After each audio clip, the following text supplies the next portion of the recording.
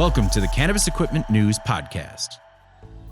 Hi, I'm David Manti, and welcome to a new episode of the Cannabis Equipment News Podcast. With me this week is Ari Raptis, CEO and founder of Talaria Transportation. Thank you very much for joining me today, Ari. Thank you for having me on the Cannabis Equipment News Podcast.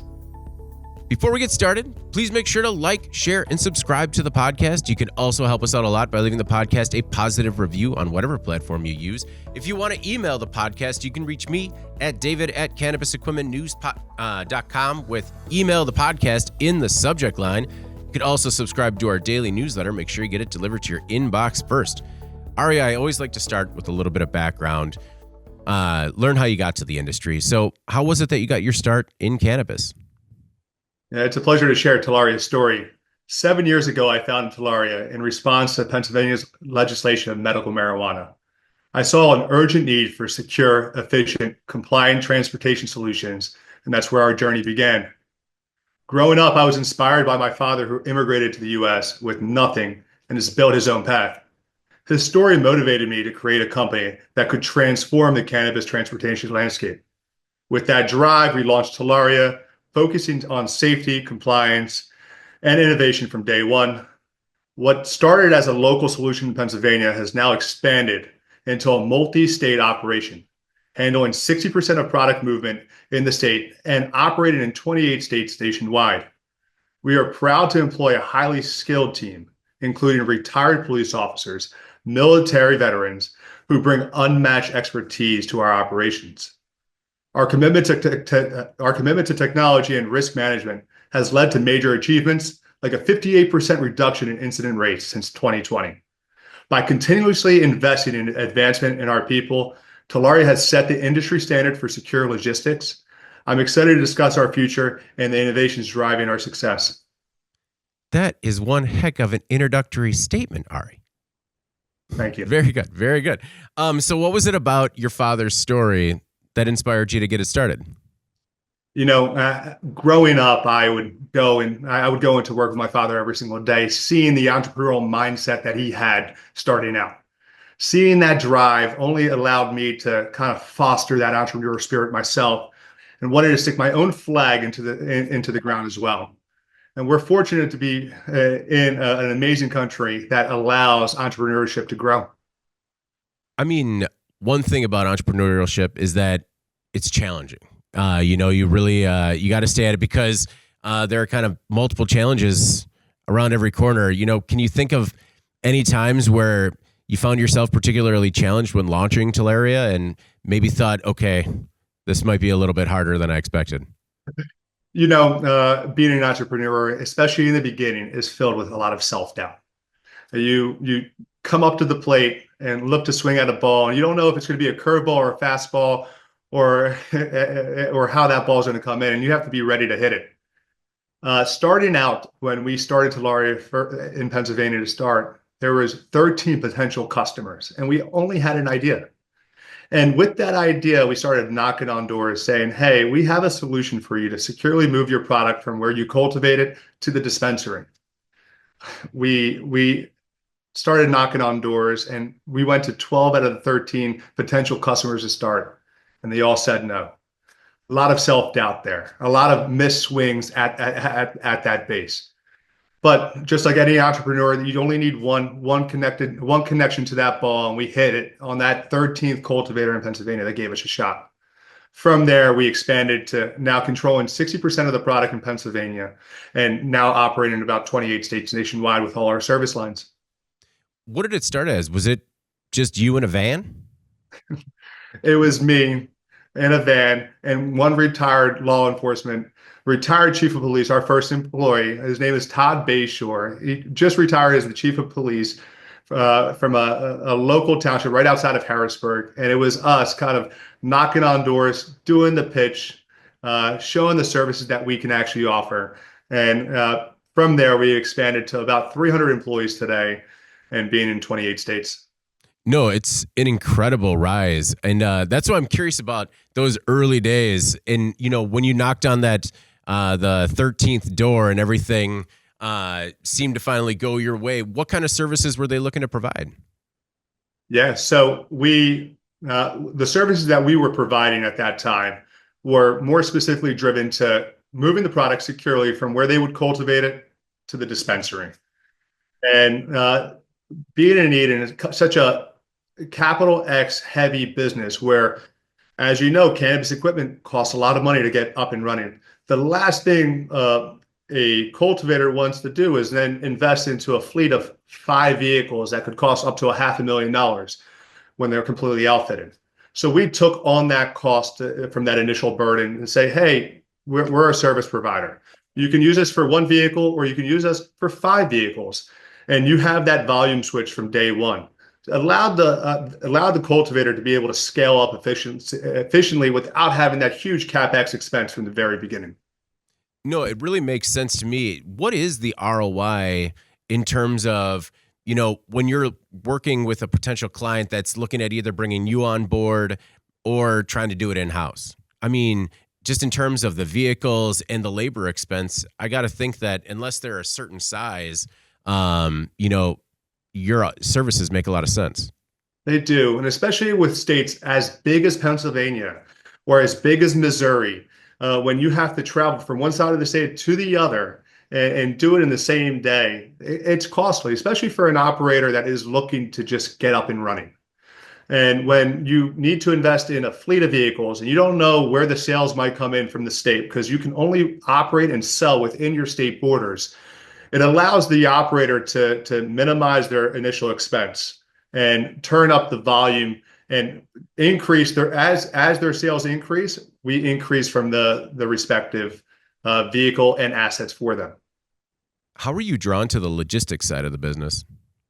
I'm a classic entrepreneur whether it was logistics or opening up a restaurant or going into the real estate business, it was just another business. I personally truly enjoy creating and operating a business and adding visions behind it. Starting off 7 years ago, I was in the family business that had no logistics experience. But at the end of the day, if you have common sense and you have a little bit of grit and work ethic, you can get anything done. From there, we expanded and we grew. We learned the logistics business. We turned to industry professionals. We hired industry professionals, and we have some great guys in the room that actually kind of to level set us and take us to the next level. Who were some of those people that you brought into the room, and what did they teach you about the cannabis industry in terms of what it demanded versus what other industries might be looking for when it comes to logistics? We've hired everyone from the industry, from a cannabis industry to a logistics kind of world, where our VP of revenue used to run a multi-state operator here in Pennsylvania, and he is the leader in pushing our agenda to try and get more customers on that end. So his industry expertise in the cannabis world has really set the tone of how we're transitioning our cannabis transport business. From the logistics side, we've grown and hired director of logistics and a VP of operations that actually have tailored logistics experience in the past that have allowed us to now grow and operate in a more efficient mindset. Okay. So let's dig a little bit into the specific services. Are we talking about just the transport of raw materials? Are we talking about dispensary deliveries? What types of transportation do you do? Yeah, so Talaria has 3 different companies in its family. Talaria, where we are operating on a 2PL or a 3PL service, meaning that we respectfully can pick up on a 2PL service from cannabis and deliver to the dispensary, and or we can now warehouse the product. And that's based off of state legislation. In certain states, for example, New Jersey, where we're applying for a distribution license, we can now warehouse the product and handle fulfillment for cultivators. That turns into the 3PL service. So as states come online where we offer a 2PL service today, we will convert that to a 3PL service and be a distribution fulfillment arm. A secondary sister company and another industry that helps the industry revolve around and keeps the wheels of the industry moving is our cash in transit business. National Secure Transport helps facilitate the money movement for dispensaries and cultivators to get the money into the banking system. So National Secure Transport is a depository for financial institutions where we're pretty much an armored car company. where we visit the dispensaries, we pick up their cash, we bring it back to one of our secure facilities in one of our 28 states. We process and count the cash, and through our proprietary system, we communicate to the bank of how much cash we processed. And with that, the bank now offers that credit, that digital credit to the customer. So we pick up the cash, and in the same day, now that customer gets their same day credit. We're then responsible for that cash to get to the Federal Reserve Bank on behalf of the financial institution. And we now are a financial institution depository at the Federal Reserve. So that company has grown based out of necessity. And we are currently processing $2 billion a year in cash for the industry specifically. And our third company is Melly Go, which is a home delivery business. That's operating in Utah specifically, but we're looking to expand that nationally. And that's a home delivery business, a direct-to-consumer business, where a dispensary can contract with us, and we can handle that fulfillment from the dispensary to that end consumer in a secure manner, where we have the secure vehicles, we have the system to communicate from the dispensary to that end consumer. So between the three companies that we operate, we envision ourselves as that invisible infrastructure that helps the cannabis industry move, where we respectfully handle that product, where they cultivate the product to the dispensary. We handle the cash movement from the dispensary to the bank, and then we also can help the fulfillment on the respective dispensary to that end consumer. So why Utah? Is that sort of your proof of concept? That was the proof of concept. We had an opportunity there with a partner that we're excited about, that we are now working with a large MSO in that state. And our goal from there is to continue to expand from that one state with that MSO and other multi-state operators in the space with that proven concept. Do you have any reservations about becoming a warehouse? Just because it's one thing to go from A to B, but it's kind of, some of the products it's a volatile product. Are there any reservations about warehousing these products? Not specifically. So our goal, just like any other industry, is to turn into a warehouse fulfillment model. Every industry, from a liquor, beer, or even pharmaceuticals, has a fulfillment zone where you can warehouse the product. And to that same nature, whether it's beer or pharmaceutical drugs, they also have a temperament of volatility. So it's all about, how do you manage the product? How do you manage the inventory as it comes in? And how do you respectfully bring in the right talent and the right equipment to make sure you manage it properly?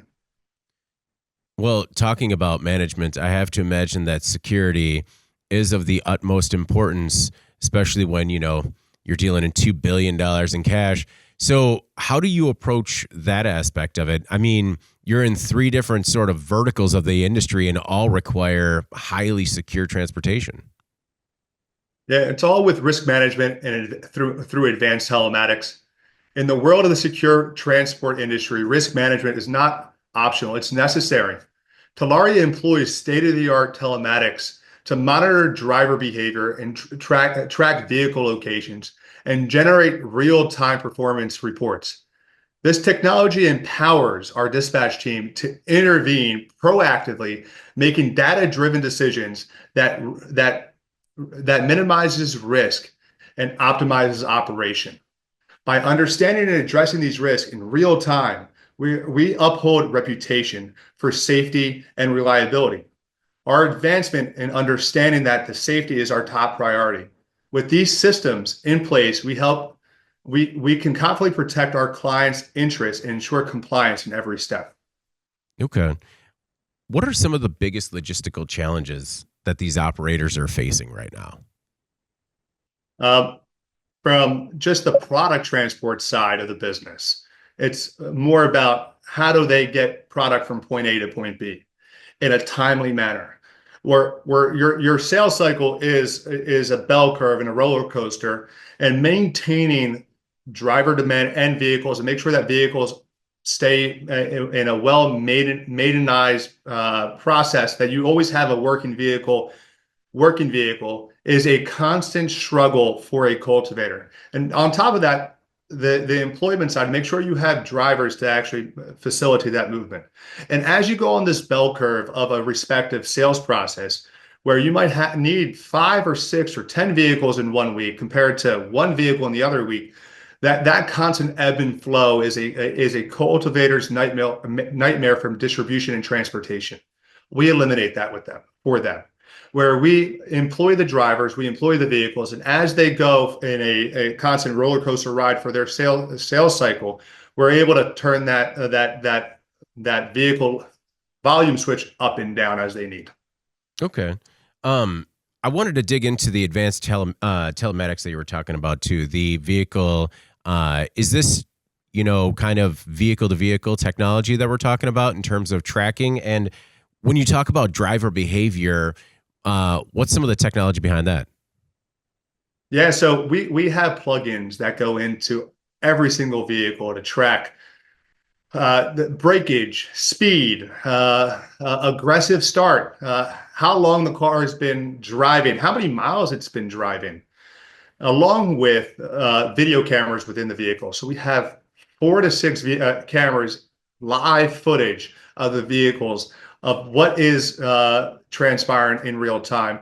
So you can't see it, but on the back side of this video camera, we have a operation room where we respectfully have video cameras, a dashboard. We have respect of a team monitoring our vehicles in real time, monitoring the speed of the vehicles, make sure that the teams are working in a compliant fashion. I mean, I have to imagine that hiring is quite a burden for you. What is your hiring and vetting process like? We're fortunate enough to have some lead recruiters that have actually graduated from the retired police force, all the way from a major down to a trooper, and they're able to help facilitate kind of our hiring process. Since August, we've hired about 60 employees, and we're continuing to see that ramp up increase. So it's not easy, but we offer an amazing opportunity for retired law enforcement, where a retired officer has worked a full-time, has already worked a career, and this is his second career, where we offer a flexibility workforce where you can work full-time or you can also work part-time.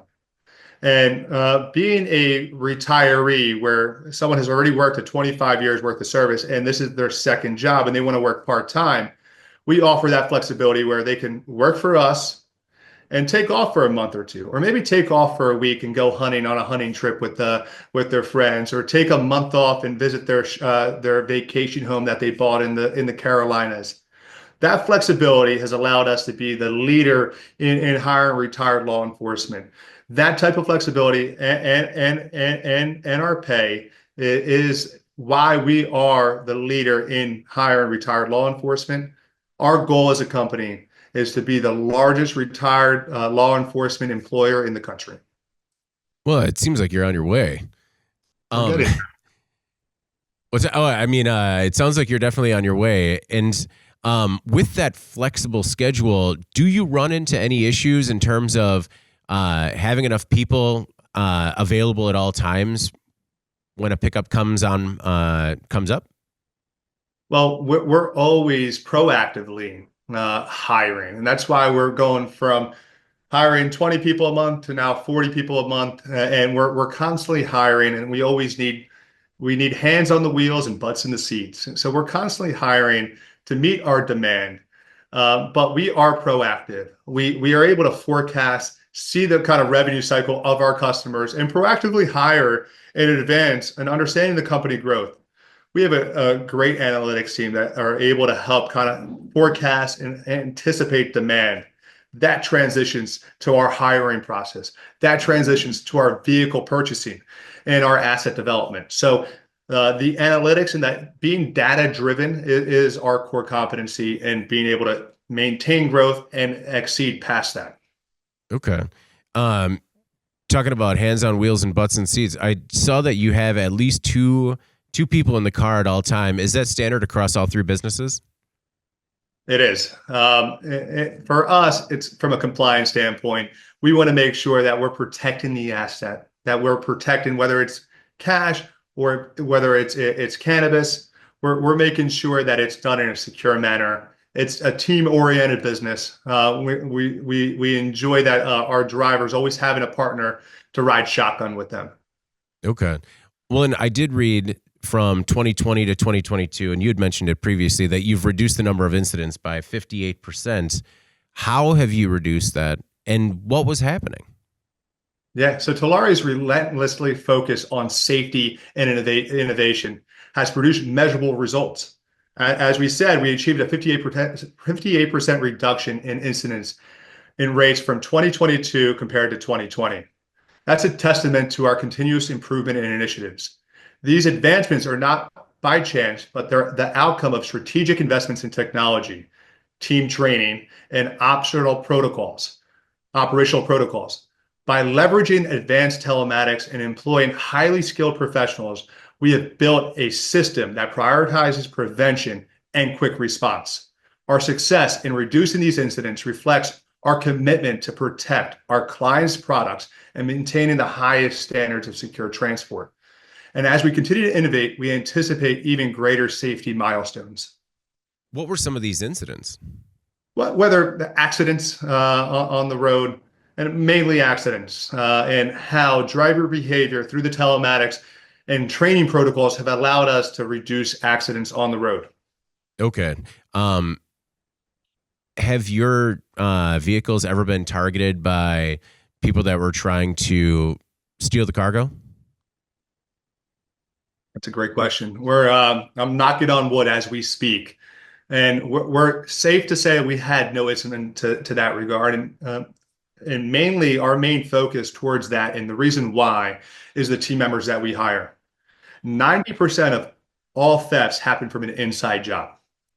And by hiring right and training correctly and hiring retired law enforcement to move the product in a secure fashion, we eliminate that threat. Where we hire gentlemen and females that have retired law enforcement, that have retired in good standing, in good measure from their barracks or police station. That allows us to now have tailored the proper employee to actually move the product safely. They protected in service for 25 years, and they're going to protect and serve our product for the next 25 years as well. Is that true? 90% of these heists are inside jobs? Whether it's a employee talking to someone else and giving them information and sharing detailed information, one way or the other, 90% of all thefts happen from an inside job. I just thought that was like a lazy plot point in all those heist movies. I didn't know it was real. I read on your website, you call yourself the most trusted in transportation. How do you feel confident in calling yourself, quote, the most trusted? Well, we're the largest transportation company moving product across the state. And with zero incidents to happen in theft and or lost, that we've classified that as a 100% success rate over the past 7 years. And it all comes down to the team members that we hire, and as we continue to grow, reliability is everything. And when we have an order that needs to respectfully be picked up, we're there on time and delivering the product in a secure measure. If we say we're going to pick up something, we're there to pick it up. There's no missed pickups and there's no lost pickups. We deliver product on time to wherever it needs to go. Okay. Working in 28 different states, is there any issues with using it? If you have to move part of the fleet to a different state due to bandwidth issues, are there ever any issues moving that vehicle? No, we're always on the edge of having each state siloed out and growing that individual state siloed. Oh, and it's okay. about the fleet upgrades and expansion. So we're on the cutting edge of secure logistics, and upcoming fleet expansion is a testament to our commitment. By the end of 2025, we plan to add 20 to 50 new vehicles, each equipped with advanced safety and operational technology. Our new vehicles will feature upgraded telematics, reinforced storage compartments, and enhanced security measures. This investment is not only to ensure our clients' products are transported safely and effectively, but also prepares us to meet the increasing demand from a rapidly growing industry. We're scaling with the purpose of precision, enhancing our infrastructure to deliver unmatched service. So as respectively that state is increasing, we're adding more vehicles to that state. We're continually adding the fleet to match that respective state's demand. What is your philosophy when it comes to maintenance, just to make sure these fleets stay up and running? So we have an amazing maintenance team. So we have a team that monitors our vehicle, and we have a telematics software that actually plugs into the vehicle and its hardware to provide software data back to us to let us know, hey, you need an oil change. Hey, this engine light comes on in real time. So we can proactively schedule that maintenance report, get that vehicle off the road, have a replacement vehicle for the drivers the next day. So the telematics software that we have allows us to kind of proactively manage the maintenance that comes down the line. I mean, that sounds smart. How many vehicles do you have in your fleet now? We're currently up to 75 vehicles today. Do you have, oh, sorry, do you have a preferred automotive manufacturer that you work with? Yeah, we love the Ford vehicles. Okay. We love those. We love the Mercedes-Benz. That's how we got started. But we gravitated to the Ford vehicle just from the space and the size of the vehicle. There's been an industry-wide shortage on low impact vehicles. For example, the Mercedes Metro vans or the Ford Transit vans. And there's limited supply today and very limited manufacturers still operating in that small vehicle, the small vehicle, compact vehicle vans. So we've gravitated to the Ford line, and we're excited to continue that expansion with them. Okay. Of the 28 states that you work in, are there any that are more difficult than others, or is it kind of the same across all of them? So difficulty ranges on two fronts. One, from the compliance end, to make sure that every state you are operating in a compliant fashion. And every state, and the way the industry is so fragmented today from a transportation side, has different transportation laws per state. So from a growth perspective, operating in 28 states, we have a dedicated compliance team that is tailored into our operations team to make sure that we work in a compliant fashion, to make sure each state that we're operating in, we're doing it in the most compliant way. That adds operational difficulty and efficiency when it comes to actually putting vehicles and moving product in that state. The second aspect to difficulty that we see from state to state is the state's landscape. So, for example, we operate in Minnesota. Minnesota, for 3-4 months out of the year, is under snow. So moving transportation is difficult when you're dealing with weather conditions. Or you look at a state like Pennsylvania, where it takes to go from Erie all the way down to Philadelphia, it takes 8 hours one way. And tailor that with the state compliance, where you need to operate in between the hours of 7 and 9 p.m. and be able to deliver product in the same day. To go 8 hours one way and 8 hours back the other day doesn't really leave you a lot of room to transport on that 2PL service to deliver to more than one dispensary or two dispensaries. So that operational efficiency has proven challenging in such a heavily regulated industry that we see today. So, because you have the pulse of so many different states, in your opinion, from a regulatory perspective, which state's doing it the best? So we see New Jersey as being that front runner on creating the distribution license and being able to tailor that fulfillment arm in the state. We're actively lobbying in Pennsylvania to add a fulfillment distribution arm as well.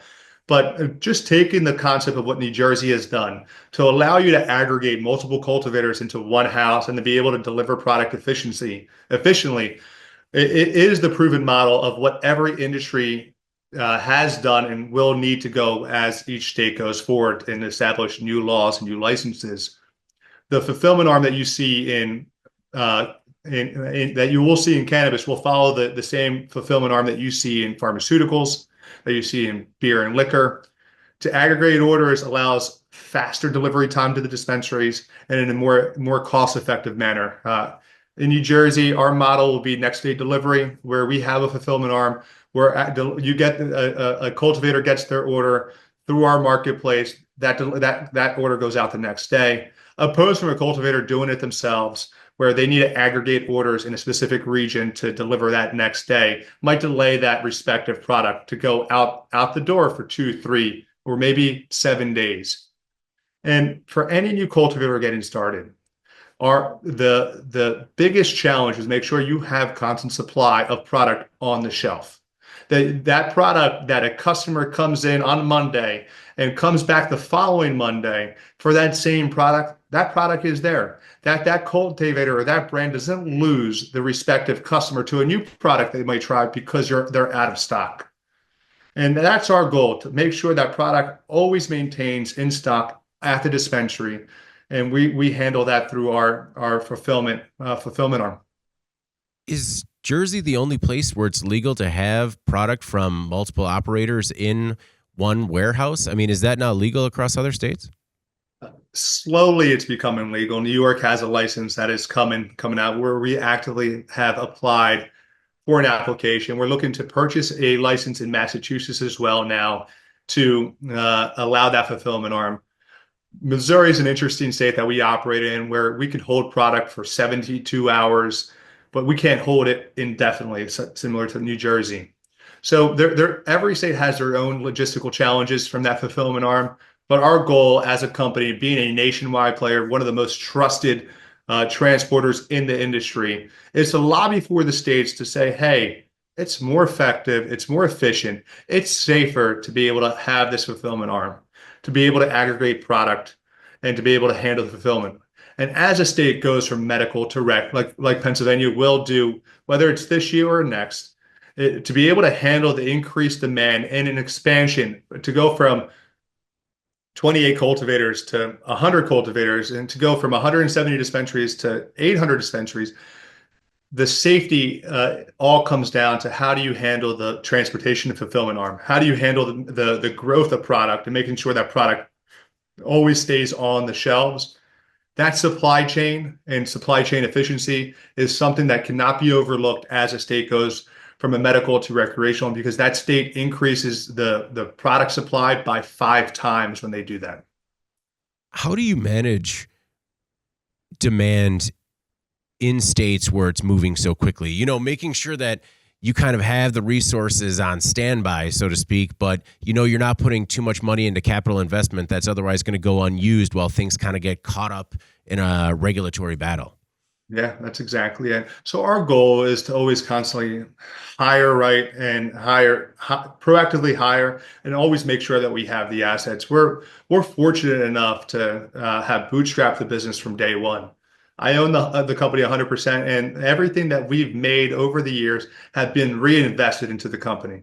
I live a pretty humble life, and our goal is to keep on taking every dollar earned back to the growth of the business, and continue to grow that vehicle asset, because we're a heavy vehicle. Our assets are heavily dependent on our vehicles. Every dollar we earn goes into that future vehicle that we will purchase to maintain that growth down the line. Well, I mean, a humble life. You're running 3 businesses. Do you have an opportunity to do anything outside of work? You know, I do, to an extent. I love going out to dinners and enjoying time with friends, but majority of my time is spent sitting in this desk on Zoom calls, traveling from one location to another, looking to increase our growth in our business, going to trade show conferences. I'm fortunate enough to sleep 4 to 6 hours a night and actually be able to optimize my time. So that's how we're able to maintain and grow the book of business and maintain it. But not only that, we've hired right, and we have an amazing team to help build the foundation that we created 7 years ago. And as I say, you can't build a house without a strong foundation. And we did that time over again, and build on top of that foundation, that first level, that second level, and that third level of our home. We're continuing to grow the team to eventually be a skyscraper.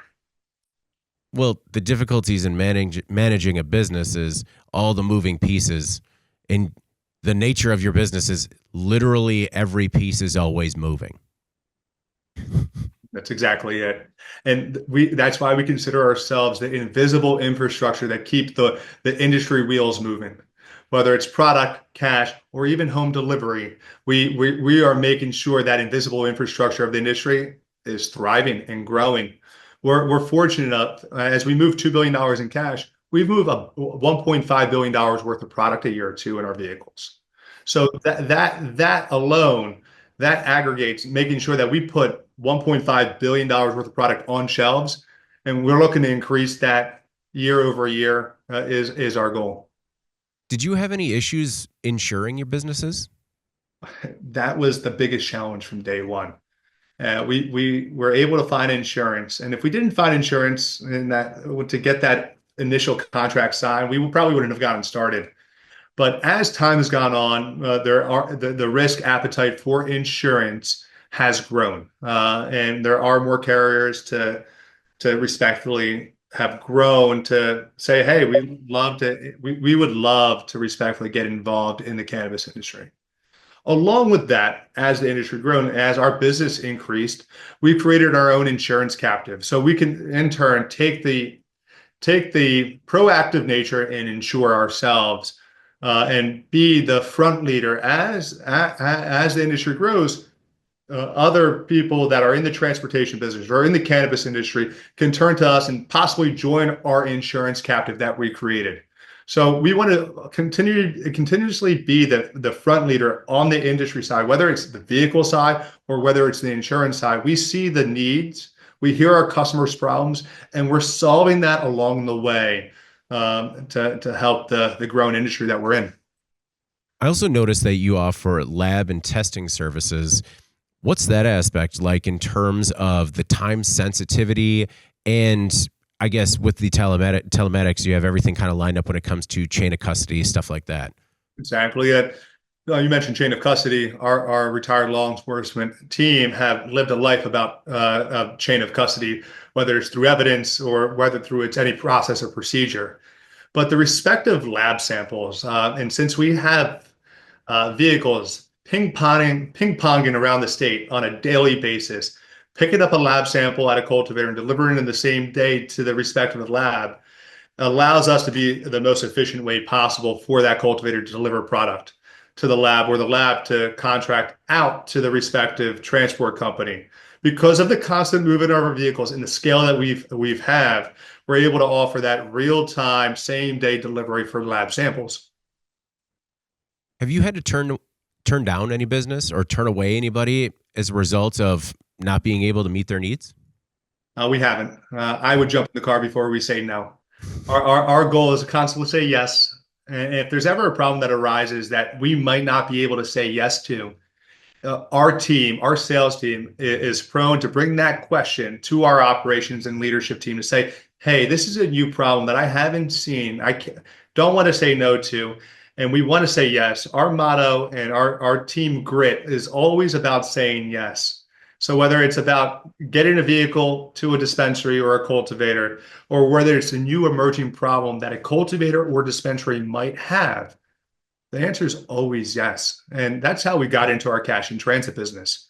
Expanding onto that, from day one, I was delivering product to the dispensaries. And as I was delivering product to a dispensary owner came out and said, hey, Ari, thank you. Our patients have been waiting for this product for 6 months, and we're happy that you were the first one to deliver product in Pennsylvania. Thank you for being here. Thank you for delivering. But I have this cash I need to get to the bank. Can you help me deliver this? I didn't have a cash in transit model then, but I did say yes. I saw a retired law enforcement next to me. I had the insurance. I said, of course. And the answer is always yes. From there, we expanded. We started doing daily pickups at that one dispensary and then multiple dispensaries, delivering that cash to the bank. And then that bank turned to us and said, hey, I have a problem, Ari. I can't count all this cash. Can you help me get this to the Federal Reserve Bank? And I said, yes. And as a young entrepreneur, that concept of yes needs to be the number one word in your vocabulary. And we found a way to become an approved vendor for the Federal Reserve on behalf of these financial institutions. From there, we then started becoming a cash processor for these FIs, where instead of delivering cash back to the branch, we in essence became a branch ourselves for that financial institution and counted the cash. But that constant improvement of that word yes, and that constant entrepreneur mindset was always the need behind any problem that we saw that came up. Was that the last emerging problem that you saw? Was that the cash delivery, or has there been one that was more recent? Well, the home delivery business came after that. Okay. And we were turned to by a multi-state operator of ours saying, hey, we want to offer home delivery. We're not in the logistics space. And you seem like you've been doing a great job moving our product in X, Y, and Z state. Would like to do home delivery in the state of Utah? And as I said, yes. And yes turned into a growing business. And now we're looking to expand that in 2025 in a number of states. Finding people is a huge issue for the larger logistics industry. And it's caused some people to turn to or look at autonomous vehicle technology. Is that anything that's on your radar? We don't see that in the next 5 to 10 years, or even autonomous robots to handle our fulfillment. We're entrusting our team members to handle that. You might see a pitch into electric vehicles that come down the line. A lot of the manufacturers are coming out with cargo vans that are electric, but the mileage for us that we do 500 miles in a day, and we're moving secure product. We don't want to be stuck at a charging station for 25 minutes to fuel up and charge back up. So our goal is still gas today, and to continue down that push until we see the battery life of the vehicles extend to a longer range time.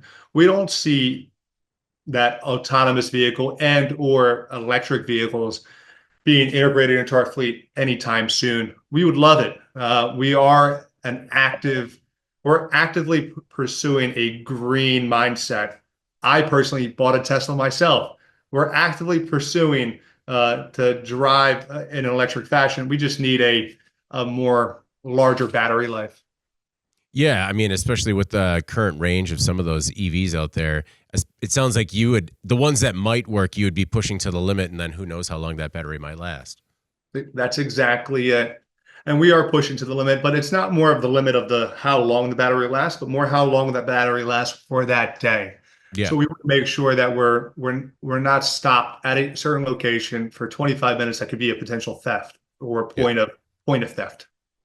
Do you work exclusively in the cannabis industry?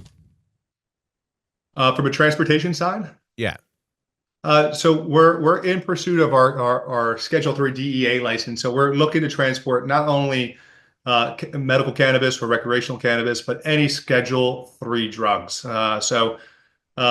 Any high-end pharmaceutical drugs, we're looking to become that distributor as well. Because at the end of the day, we know how to move products securely, know how to protect high-valued goods and highly regulated goods. So our goal is to continue down the line of whether it's cannabis or any type of Schedule 3 drug to move it in a secure fashion. Well, I mean, as the entrepreneur, what's the fourth business going to be? My hands are juggling these three, and I'm looking to put out the burning balls that we're juggling today with these three. As the industry grows, another industry, another emerging product might come online. We'll always say yes to that. But something that we see expanding onto our product transportation business is our marketplace. And as we continue to expand onto that fulfillment arm in certain states like New Jersey, like Massachusetts, we see that marketplace growing. So we're able to then to help our brands facilitate movement in such a fragmented industry. So in turn, that fourth industry that we might see emerging is that brand relationship that I can turn to a brand and say, hey, I know you're an amazing brand in California, but we have fulfillment and distribution in these X states. Turn to us, brand, and we can help get your product on the shelves in these states. And the reason why you don't see a Coca-Cola today in the respective cannabis industry, where there's one brand that turns to be that Coca-Cola, is because it's such a fragmented industry. You need to grow, cultivate it, sell all within that state. So if we can turn to a fulfillment arm like a Talaria to handle that fulfillment and move that product left and right, we're able to now to establish that brand in California and move their product in such a fragmented industry. Okay. What are your thoughts on, a lot of people have been tossing around the idea of opening up interstate commerce. Do you have any expectations as to when that could potentially happen and what impact that would have on your business? Yeah, I mean, we're hedging that. We don't see that happening anytime soon. So our goal is to have the distribution networks in the state. So as that interstate commerce comes, we can then help fulfill that movement of product from a state like Missouri to a state like Pennsylvania, with kind of the fulfillment along all the way. Our goal is to be that Amazon fulfillment arm, whether it's David's cannabis strain or Ari's cannabis strain. Our goal is to make sure that this fragmented industry continues to grow. Interstate commerce helps that. We do see hurdles to get to that point. One, we need to decriminalize cannabis from a Schedule 1 to a Schedule 3 drug. We need to open up a safe bank. That would be the first step. The next step would be safe banking. And then the third step probably would be a state nationwide recreational rec bill that comes out. These three steps are kind of the precipice before we see any interstate commerce. We see that these three steps happening over the next 5 to 7 years, 5 to 8 years. After that, then you'll see legislation comes around. They'll approve the recreational bill that will be nationwide, and then there'll be talks about how do you then build out this kind of framework. We see it state by state commerce happening where you need to sell it within each state and possibly grow within every state. But the fulfillment arm and that interstate commerce might take an effect. And it all comes down to tax dollars and where that tax dollar comes in and where does it go out. And we see that being one of the biggest hurdles over the next 10 years of how that framework is kind of detailed out. Do you see yourself always being B2B fulfillment, or do you have an eye on B2C fulfillment as well? Yeah, our goal is to grow each business kind of simultaneously. We see our fulfillment arm being kind of that first growth mover where we're growing our B2B business, our fulfillment arm that will all eventually transition to the B2C business, that direct to consumer, that mellygo.com, where a customer can come to us eventually like you would do an Uber Eats or a Postmates, and you are able to order off of our app. Our goal is to aggregate that across the state because every state is fragmented. So our goal is to offer that same service for our multi-state operators in every single state. That continuity of that same type of service is our goal. And as we continue to grow, that's our continual pursuit of advancement, is to grow that along the way. But state legislation for home delivery needs to catch up to that. And we're actively lobbying in certain states to do that. So for example, in Pennsylvania, you cannot outreach to a third party home delivery business to transport. A dispensary needs to do it themselves. But a state like New Jersey or Massachusetts, they can turn to a third party service. Adds operational efficiency. It allows patients and users to be able to have cannabis a lot quicker. It allows the state tax dollars to come in a lot faster. And hopefully our pursuit with that and us lobbying in certain states, we see that growth. We see that growth happening. Well, Ari, I really do appreciate you taking the time. Before we get out of here, is there anything else that you want to make sure the Cannabis Equipment News audience either knows about yourself or your work with any of your three businesses? Yeah, we're constantly growing. We are operating in 28 states. Our goal is to operate in 35 states by the end of 2025. We work with all the large multi-state operators across the market. They entrust in us to move their products securely. They entrust us to move their cash securely, and they entrust in us to get their products to that end consumer. So we're an entrusted company in the industry, and we're looking to continue to grow. So reach out to Talaria, reach out to us. We're excited to partner up with you and help with your expansion and growth.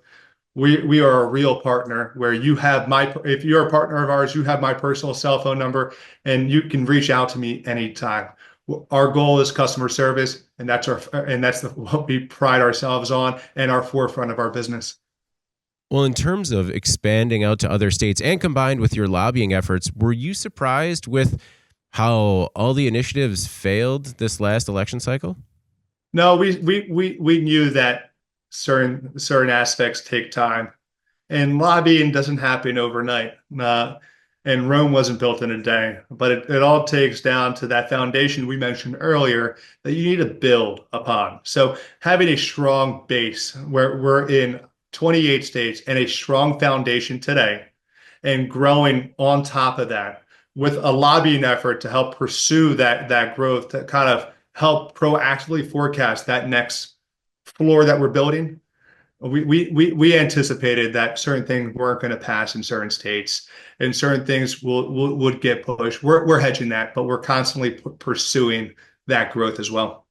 Gotcha. So that's, where you're talking to people in the industry and they're just like, I don't know, things are looking good in this state. You're just like, yeah, I don't see it. And that is the biggest challenge of our industry today, where we're optimal in our place because I've bootstrapped this business. I don't have investors. I didn't raise money off of a future ROI that might or might not happen. We see what might happen down the line. A lot of companies that have raised money are proactively anticipating sales and demand for recreational states or increase in demand. Sometimes that doesn't happen. And when that doesn't happen, the ROI is not there and that return back to the investors is not there. And the next capital call they might not have it. So that's a big challenge of the industry that is trying to grow and continuously grow in that kind of investment standpoint. Well, Ari, thank you again, man. I really do appreciate it. And it was really enlightening to learn a little bit more about the logistics side of the business. Thank you, David. I appreciate being on here. I'm an industry expert, so feel free to reach out to me on anything that you might see. Oh, I'm definitely going to take advantage of that. Too much so, probably.